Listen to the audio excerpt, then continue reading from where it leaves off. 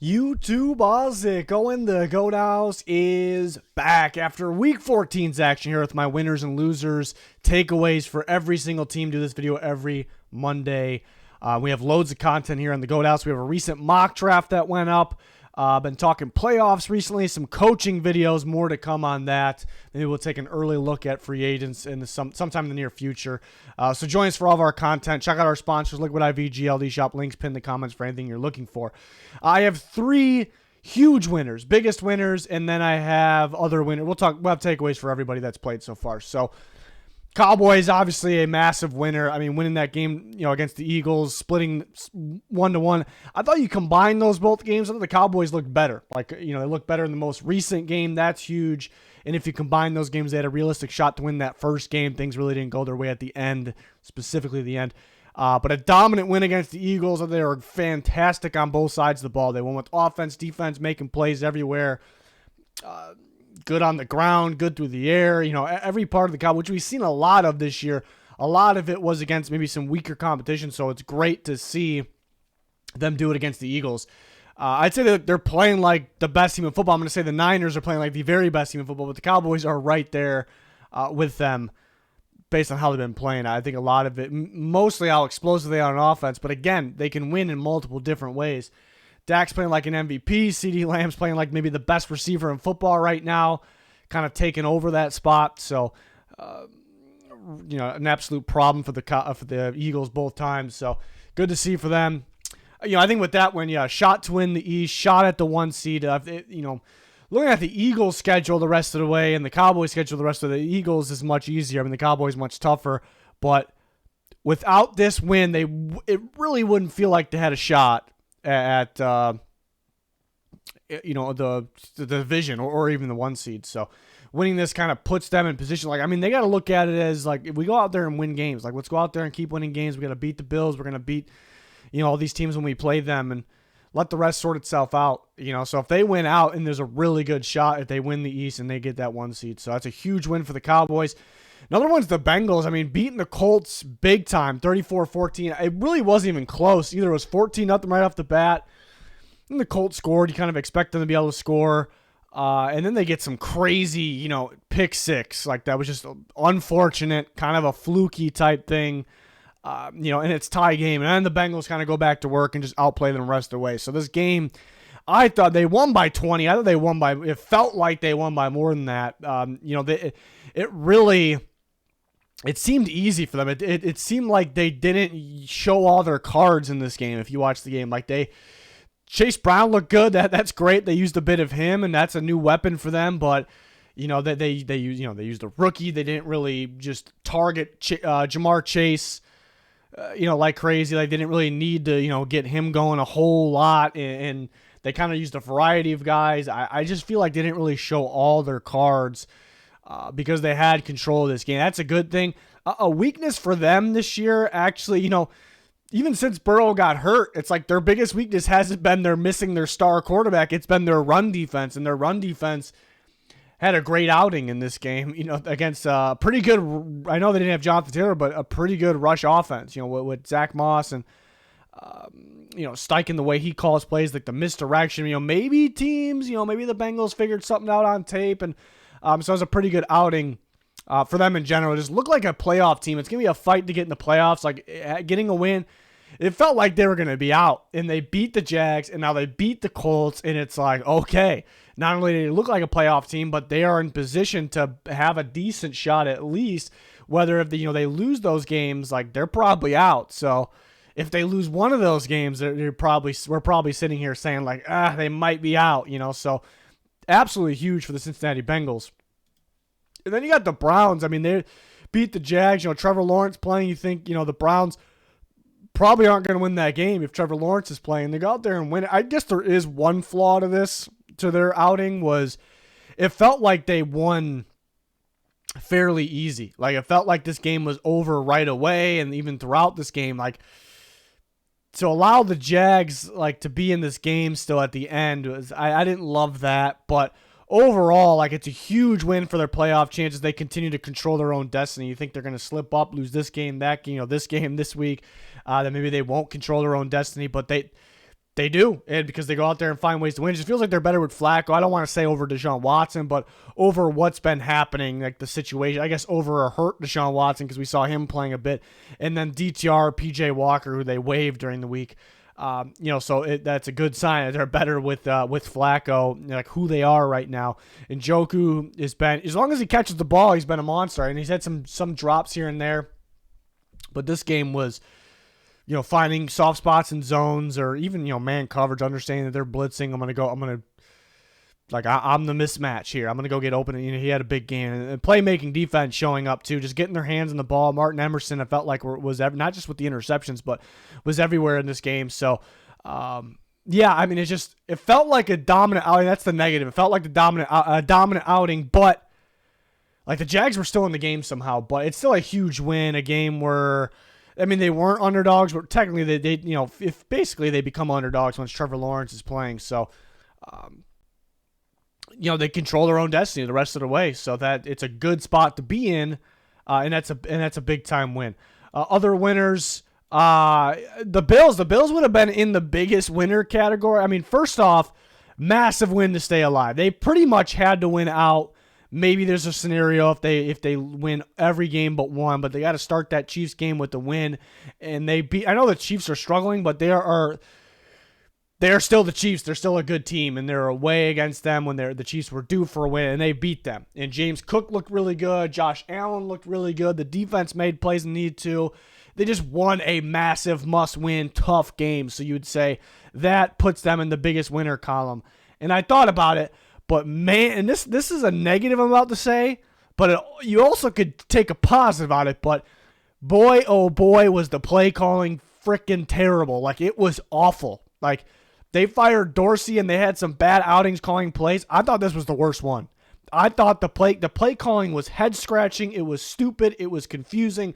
There was a portion of the game where James Cook is averaging 7-8 yards per carry, and he's a problem for the Chiefs, and they get the ball and they pass, and they punt. They keep the Chiefs back in the game. They end up being tied 17-17. The way that this game was going, the Bills should have won easy, and they made themselves predictable. The Chiefs were playing the pass. Like, you had an opportunity to run the football to James Cook and win this game and run the clock a lot. Like, the refusal to run the football was absurd. And even at the end of the game, it's like, all right, they're running the ball, but they're not running the ball to James Cook. I guess they're worried about the fumble, but if that's the case, then why you trust him throughout the whole game? But whatever. But then they get in the red zone and they got to try to run some clock while putting points up on the board. But like, it's one thing if you want to go. I don't mind the thought process of, all right, we're not going to play for a field goal. Forget the clock. Let's go score a touchdown. I don't mind that at all. But it really wasn't that. It was like, we're going to do everything to run the clock, but throw the ball at the same time. But the screen passes were ridiculous in this game. Like, even if they were caught, like Diggs dropped a couple, even if they were caught, they were going for negative yards, but there was one late that was dropped. It would have been negative yards, but at least you would have ran the clock.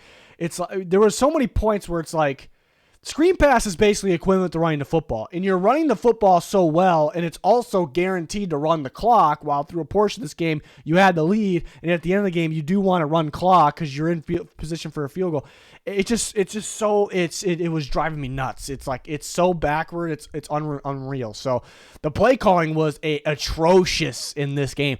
And they still beat the Chiefs, though. So there's your positive if you want to dig deep. Like, somehow, with ugly, ugly play calling and decisions, they still beat the Chiefs. So I guess there's a positive there. But, man, if you call plays like that in the playoffs, I think the Bills, if they get in the playoffs, I think they're capable of going to the distance. I think they're that good. Josh Allen's that good. I think they have multiple ways of beating you. They have multiple ways of throwing off a game plan or making it tough to game plan for them. Multiple weapons that can make plays. And defense is playing side. I know they really, to go on that run, you probably need a Matt Milano, but what I think could hold them back is the play calling still. So that was the negative part. The Bucks, it's a huge win to get in front of the NFC South, it's massive. Like, they had to beat the Falcons in this game. They had to, and they did that. Again, they're keeping them from being a biggest winner. There were some negatives based on how this game was going. I know the Bucs are beat up, but the Falcons are really beat up as they've been going into this game. And then they're beat up throughout this game. They had one remaining starter on the offensive line. And then Ritter gave him a screen pass that basically led to a score. They got some sloppy plays, Ritter doing Ritter things.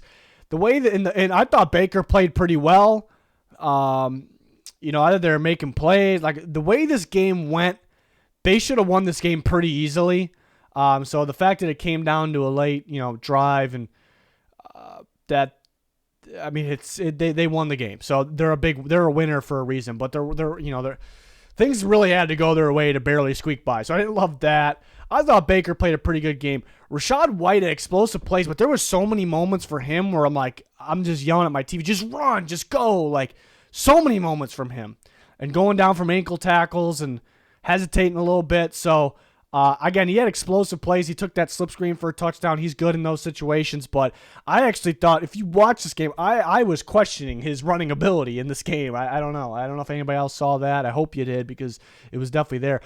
For the Bears, they're a much improved team the second half of the year. I mean, they dominated the Lions. They outplayed the Lions both times. They really should have beat them both times. So they're starting to put together some good games and good wins. The defense looks really good. This looks like, I keep saying, it looks like an Eberflus defense. I guess you could find, I don't want to say a negative, but it's a tough situation that comes from games like this. The Bears are going to have some tough situations. Like, I know the fans don't want to keep Eberflus, but you may have to sit there and you may have to go, like, the front office, like ownership, like, we may have to keep him because we built this defense for him, and if we take him away, maybe it doesn't take a hit.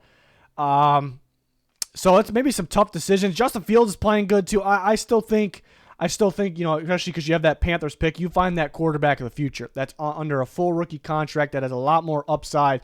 Fields can do some good things, but you know what you're going to get from Fields, like going in and my main thing is the durability.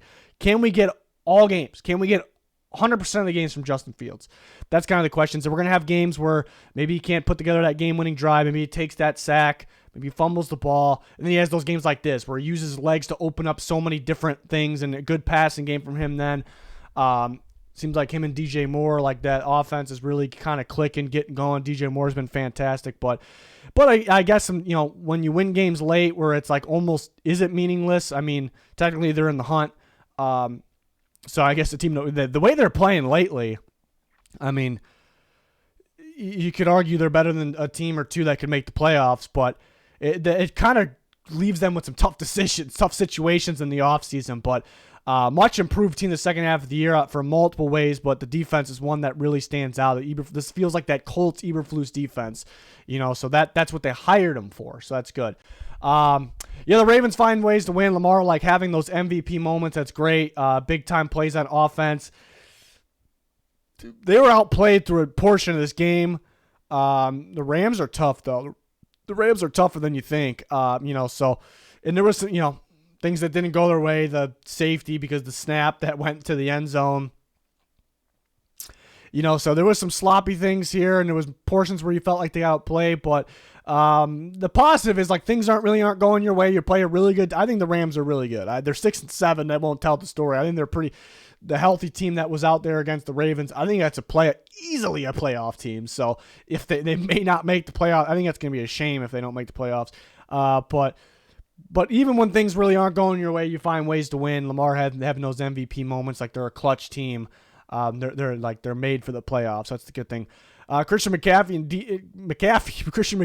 Deebo Samuel elite. That's what I take away from this. Like, Deebo Samuel, like, there was some talk a couple years ago where it's like, all right, is this guy elite? Like, I don't know if a lot of people were saying it, but I think people were kind of like, like, this guy's something. This guy is a big time factor. Nobody is like him. Like, this, like, because of his, like, play style in his own category he puts in, like, maybe, just maybe we talk about him being an elite football player. In the game like this one, in a game like the last one, like, it makes me want to say it. Like if we're talking wide receivers, like, you're talking Justin Jefferson, other guys getting in that category, people don't want to talk about Deebo in that category, but you're just talking about football player, the impact he has on the game. It's something. He looks faster to me. I don't know if anybody else sees that. He looks fast. Like, he looks freaky fast out there, explosive. I'm going to call Deebo Samuel elite. I think he's an elite football player. That's what I think he is. Guys just can't do what he did in that game. McCaffrey, we already knew he was elite, but this game got a little slow at times, but just still super explosive. It's like one of those games where it's like, yeah, but like there's no, like, even though it kind of felt close, I guess at times, even though it didn't end up being, it's like there really wasn't a threat. Like the 49ers are going to close out these games. They're going to win these football games. Even if the other team looks like they might be close, they really never stood a chance. That's kind of my takeaway. I thought Purdy had some Purdy moments. I thought, kind of getting outside the pocket and throwing on, not like the crazy, like not full sprint or anything like, but throwing like a little bit on the move, ball placement. Now you had that fumble on a big play, so maybe things really didn't go their way completely, and it still was pretty comfortable for them. We had some big losers on the, there's other winners. I didn't talk about that. I'm getting ahead of myself. The Jets had the dominant win. Something felt like it clicked throughout this game. I don't know if you saw that with Zach Wilson. It's like, okay. All right. That's against a pretty good defense. So, they are a big winner on the week, but how much does it mean for the year? Is it a little too late? Should they have benched? Tough situation because Wilson was so bad. It's like time to move on from him, but you really think Boyle was the answer? So kind of can what if that, what if this, whatever. But it was a dominant win. It was a little surprising, but I thought it could be close, but nothing like that. Broncos is you had to come out, go to LA. They're underdogs in that game, but I felt like they had to get that win. It was a much needed win after the Texans lost, and they got it. Justin Herbert got hurt, so it doesn't look like the most impressive thing in the world, but it felt like they were going to win either way, but it did stay close for a little bit. I thought they got screwed on that strip sack for a touchdown. I thought that was a fumble. I guess the NFL these days, anytime the guy's arm's moving forward, they're going to call it an incomplete pass, but he didn't actually throw it forward. So I disagree strongly with that. And there's been some calls throughout the year that I thought, like, yeah, they're a little more like that's going to be an incomplete pass, I guess now. It's just, I don't know. So I thought they kind of got screwed on that. But, yeah, they had some, that same defensive plays. Like, things kind of bounced their way. They continue to make those big-time plays. Defense has been playing great. Cortland Sutton's been ridiculous. Like, he's been insane, and another one-handed touchdown grab. So, good outing, much-needed outing for the Denver Broncos. They feel like maybe it's borderline, but if you just take away record and everything, and they're only one game back from the Chiefs, so that's huge, but it feels like they're a top 7 team in the AFC. It's debatable, I guess, for that 7 spot. They beat the Bills. I'm kind of throwing the Bills feel like a top 7 team. They beat the Bills. They beat the Browns. So those are teams that are right there too. So the Vikings, a lead outing for their defense, holding the Raiders to 0 points. I know it's Aiden O'Connell, but with those receivers, that's pretty impressive. And Brian Flores is a genius. He's a very smart defensive coordinator. The way he has these guys playing. On paper, is it the best defense? Like, yes, you have Daniil Hunter. Yes, you have Harrison Smith. Harrison Phillips is pretty solid, but Jordan Hicks is out. They got rid of Kendricks and Zadarius Smith before this year. They got really young corners that struggled last year. I know they didn't have Blackman. Bynum struggled in past years. He's having him looking good. He's got Josh Metellus freaking balling. That guy's balling right now. Ivan Pace is balling. Guys like DJ Wanham. So credit Brian Flores for his coaching, his development, ability to develop players, but the coverages he calls, like the defensive plays that he calls, is ridiculous. Like, it's so hard to game plan for. So as a Vikings fan, it kind of makes me sad, because what if we had something like that last year? Because the offense was there. The defense was arguably the worst in football last year. Now, we were saying all year it was because of coaching. That was the worst defensive coaching I've ever seen last year. It's just the softest zone, refusal to call man or blitz. No mix it up, just bland defense, predictable. Like, if they had this, the way this defense is called, because on paper you could argue they were better last year too. With last year's team, like, man, what could they have done? So that kind of makes me sad. But they look better with Nick Mullins. He had 2 drives, I believe, or I guess I think there was 3 actually, if you want to count the one where they kind of played for that pooch punt field, whatever the hell. Well, I don't know what that was. But Mullins, had more yards than Dobbs. He looked better. Dobbs just got figured out. We said that was going to happen. The madness got a little crazy.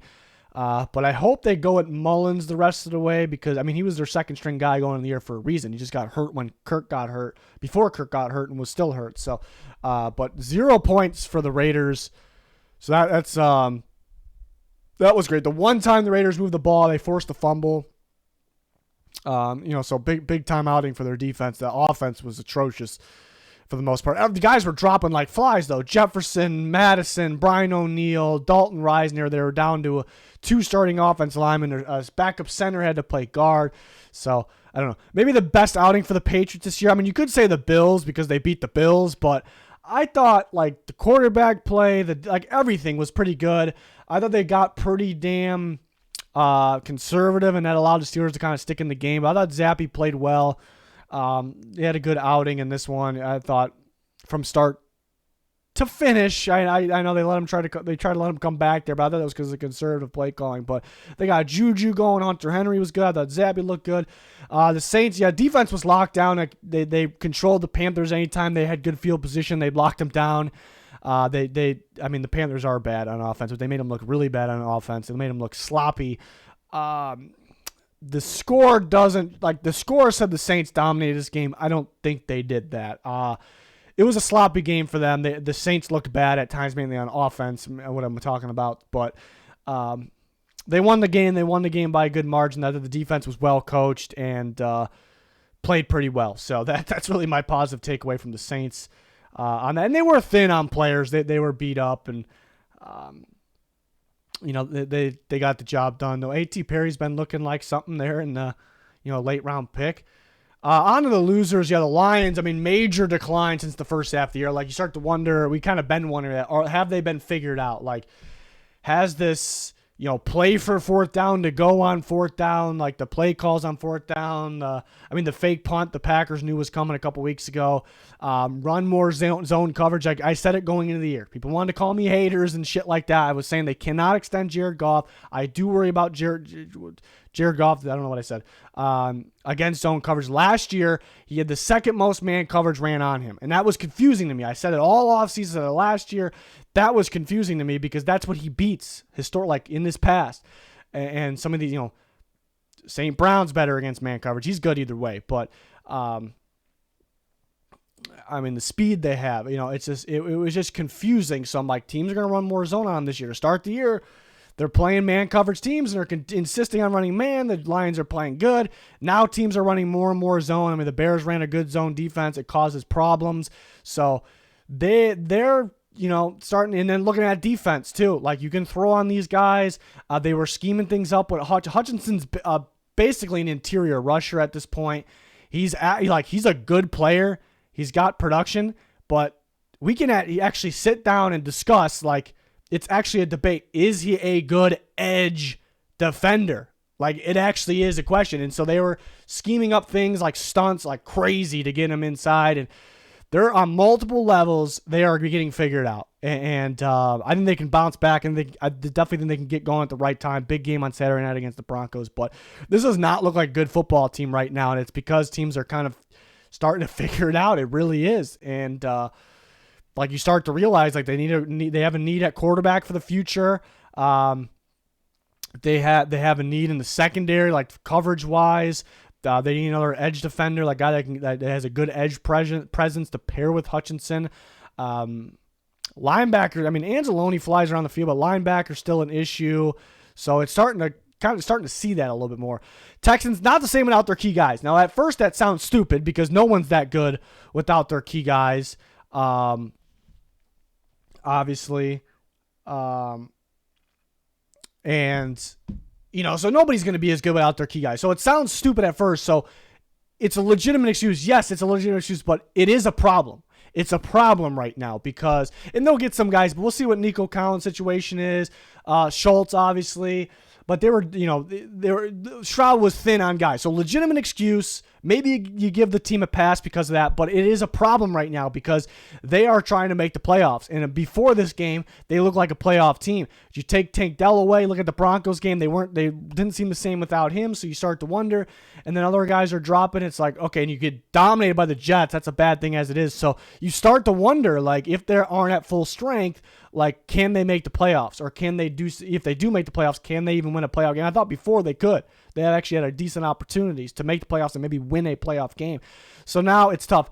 It's not the end of the world, like, big picture, because, yeah, they're without key guys. Like, in the long run, you expect them, like, they're a future team, so they're going to have hiccups like this. But you expect them to be in the playoffs before this week, and, not being the same when they, missing some guys, it's pretty tough. So you start to question some things. The Jags, yeah, turnovers were brutal. I know Lawrence is coming off injury pretty quickly. It was a sprained ankle. I guess it wasn't as bad as we thought. But but you can't be that sloppy. You can't turn the ball over like that. And the defensive coaching's been pretty bad. Like, I talked about it last week. Like, the lack of zone coverage, just man coverage only, leaving your guys on an island. They did that because they wanted to blitz Browning. He's an inexperienced quarterback. I think zone is better against inexperienced quarterbacks. Debatable, but when you have the weapons that Browning has, guys that just can win one-on-ones very easily, obvious, don't do that. So I thought they were very, very poorly coached on defense last week. And I thought the same thing. It was a lot of the same thing. A lot of blitz. Like, you're playing Flacco. You're playing Joe Flacco. Like, he's not the same as what he used to be, but he still has those brains. Like, those good quarterbacks, like, they don't decline because of their brains. They decline because their arm and their body is wearing down and it's not matching what their brains are saying to do. That's why they decline. So he's still a smart quarterback. That didn't change. So, like, one-on-one coverage, these all-out blitzes and crucial situations to leave a guy, like, somebody's going to be wide open. Like, pretty much it's really not the coordinator's fault that somebody was wide open, but it's his fault that he called like that in, like, those types of plays in those situations. So Flacco's going to find the open guy, and Njoku is just breaking loose. And so I thought they were very poor, back-to-back weeks, very poorly. I don't know if anybody else was coached worse than the Jaguars on defense the last couple weeks. And you're talking about the Eagles. I think the Eagles are pretty poorly coached on defense too. I thought I said in the offseason, people rip Gannon because the Super Bowl, they played the Chiefs, played the best team in football, the best offense, the best player. Like, the players are going to get beat. Gannon's a really good defensive coach, specifically in his background, which is coaching defensive backs, having them in the right position, having them well prepared throughout the week, know what to look for, but calling coverages. So that was a major, major, major loss, and it's showing, without him. They have big issues. Their tackling's not even there. But mainly guys are just getting open. They're getting predictable with their coverages. They're not well prepared in the secondary. It's showing big time. It's just... They have players. They have big-time names, big-time players, so it's underwhelming. It is disappointing. I know they play good. They've been playing good teams, but can you win a Super Bowl with that? That's kind of the big question here. And offense didn't play well, and they have the sloppy turnovers, uncharacteristic. I'm not really too worried about the offense, though. It's like, can you win with that defense? So tough, and it keeps the Cowboys alive, and luckily the Eagles, for some reason, have the easier schedule the rest of the way. In the middle was tougher, but the beginning and the end part, I think, favored the Eagles there. So, so I guess they got that going for them. The Chiefs, not nearly the same team as the past, and, they can complain about the officials all they want. I guess the right to complain about the non-pass interference at the end of the last game, but I just don't feel the same. They're just, the Bills gave them opportunities, so I thought the Bills outplayed them more than what the score showed completely. The defense isn't the same as it was. At least they had that going for them earlier. The defense was locked down. It is not anymore. I know they're a little beat up, but they're very beatable these days. Then we got, the Steelers were brutally coached. And the quarterback play was bad. Trubisky's not good. I feel like Mason Rudolph's got to be better. But I thought on all the coaching complaints all year, I thought this was the worst one. I thought with decision-making, play calls, taking that shot at the end, the 4th and 3, going for that, like when things haven't, take the points there. You needed a field goal and a touchdown either way. But but the play calling was bad. It's nothing's really different than before. They were just clutching out wins. I know if they have Pickett in this game, maybe they win, but the Patriots outplayed them throughout this game. So I thought that was a bad one. And, it's the Patriots. You win that game to stay alive for the playoffs, and they're still alive, but I don't know. Colts, it feels like they rely really on things going their way throughout. I know people want to argue. Maybe people want to say, well, this guy got hurt, that guy got hurt. I understand. But everybody's been hurt, but I understand that. But on the field, the plays that happen, like, early in games, like throughout the year, things going away. Not early in games last week, the Titans, like the blocked punts and the punter getting injured, things like that have kind of bounced their way. But they got completely outplayed against the Bengals in this game, completely outplayed. And things kind of, they had that crazy, fluky interception for a touchdown to get back in the game, and you still get outplayed. They couldn't get the run game going. And, Steichen's a really good coach. They're kind of really relying on the game plan, like the toughness of game planning for that system to be the main factor. Are they particularly strong? Do they have a unit that's going to take over? Do they have that star talent? And they have good players, but they're lacking that. And that kind of was the evaluation on the Colts going in. Things went their way. They had an easier schedule, so they won some games. I don't think they're as good as their record, but they can definitely still make the playoffs still. So I even thought things went their way in this game, and they still got beat up pretty good. Confusion, they couldn't get the run game going, things like that. Falcons, it's a tough loss to lose the lead in the South. Things definitely didn't go their way. They were really beat up, and they got beat up throughout this game. And the turnovers, the screen pass interception, it's the fact that they almost won this game is pretty crazy. Going through my scenarios, I had them losing this game and still winning the division. That doesn't mean it's going to happen, but it's not the end of the world here. But they could have won it. They had an opportunity and they lost it. Execution is a big time issue for the Panthers. It's very, very bad. They look we knew that, but they look like a very bad team. They have opportunities and they can't do it. People want to say, oh, it's the coaching, it's the offensive line, it's the receivers. It's everything. It's everything equally. It's the quarterback. It's the receivers are dropping the ball. Maybe not the easiest plays sometimes. Offensive line. I think the offensive line is actually less than quarterback. In the coaching as well. The quarterback and the receivers are probably at the top right now. Maybe coaching next. But they have opportunities to execute. They don't. They do the opposite of execute. It's it's not that they don't execute. They do the worst thing possible a lot of situations. So it's bad. Brutal offensive outing for the Raiders. I know they moved the ball further than the Vikings that one time, and they fumbled it. Renfro got them down there. Renfro fumbled, but the Vikings would move the ball to midfield and then have to punt every time. The Raiders a lot of the time were 3 and out. There was just nothing going besides that one drive that they fumbled on. Defense played good. The Vikings offensive line was dropping like flies. Max Crosby was dominant. Having those weapons, you think you'd be able to do a little bit. No, Jacobs actually ended up getting hurt. There's a lot of injuries in this game. So maybe the little honeymoon stage is over for Antonio Pierce, and those guys there. And then 3 more, which not big negatives on these. The Chargers, Herbert got hurt. They didn't really looking good from the start, but it's pretty much maybe they're not going to throw in the towel, but it's pretty much you throw in the towel for the Chargers. I know the AFC West is not separated by a whole lot, but Herbert's hurt now. He's not going to play against the Raiders on Thursday. Still a winnable game, and I don't know. Seahawks are kind of, they had Drew Lock in. He had some good moments. He had some bad moments. It looked like they were in this game at one point, I suppose. But with losses like this and the Cowboys won, they're running really thin on chances. They're gonna have to beat the Eagles on Monday Night Football, it feels like. And they could. Rams had opportunities in this game. They had a lead for a little bit. They looked like they outplayed the Ravens for a little bit, and they couldn't really finish it. They've had some games like that this year. They had some brutal coverage breakdowns. There wasn't many. But the ones that happened, and I don't expect it from a Raheem Morris defense. Raheem Morris is good. I think he's a good defensive coach.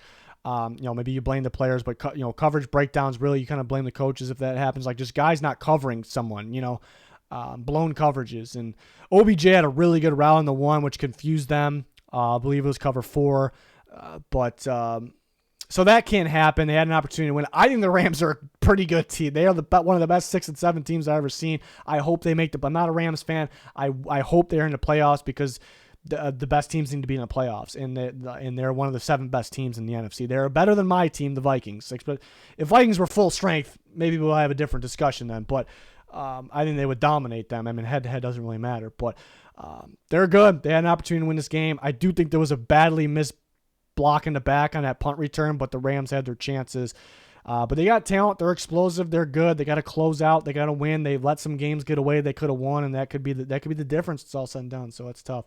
But that is going to wrap it up for this week's video. We have full coverage for Week 15 incoming and all kinds of videos on the channel that you guys can check out, like a recent mock draft. That is going to do it. Thanks for watching. Goodbye.